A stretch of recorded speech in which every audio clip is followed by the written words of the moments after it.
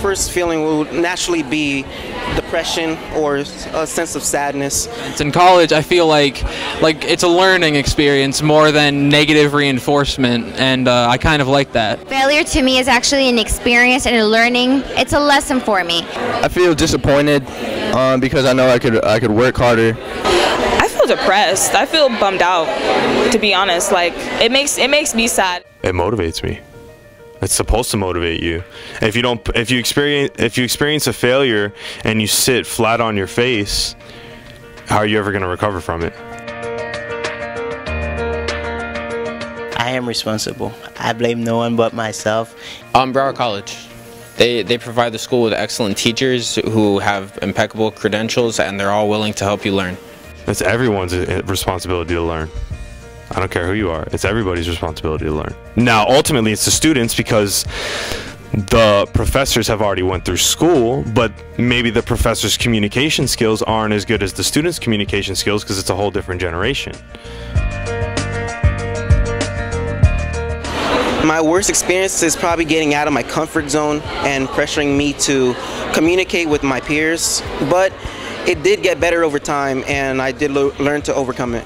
I was not informed about how my performance was in the classroom, and I wasn't aware of how the grades would be determined until the end. A good example is I took an online class last summer.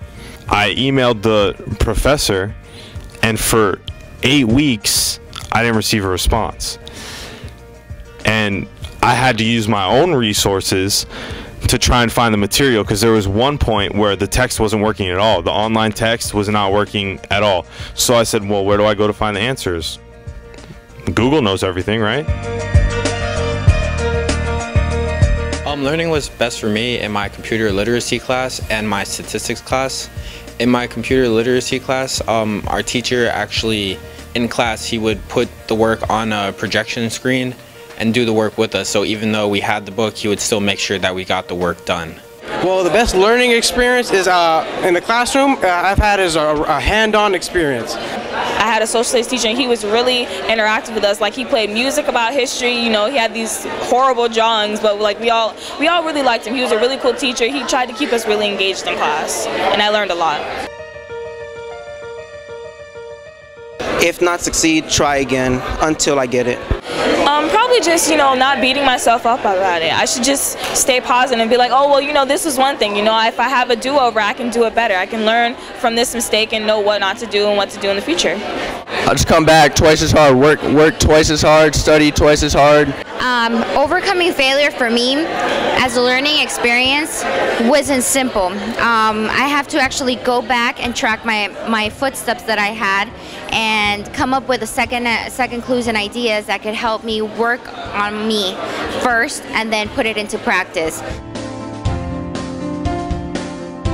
Growth mindset to me means maturing, learning from your mistakes. With so many experiences I've been exposed to, if there is one thing I learned beyond my learning experiences in the classroom, is personal growth. Probably learning from your mistakes, you know, just taking into consideration what can be done, what can be helped, what you need help on. Like just, you know, learning and growing from the things around you and like being perceptive. To continually learn from everything, not just one thing, but everything. Growth mindset to me means coming from one element to another. For example, not everyone has the same mindset as far as, you know, school or work or what they might want to do in the future, but just having a better perspective of what they really want to accomplish in life. Really, learning from failure is growth itself and trying again.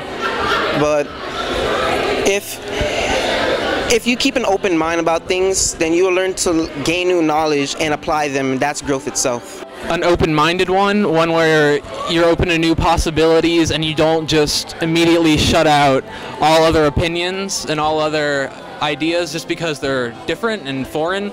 We need to learn to appreciate things and just see them for what they are, not for how we think we should see them.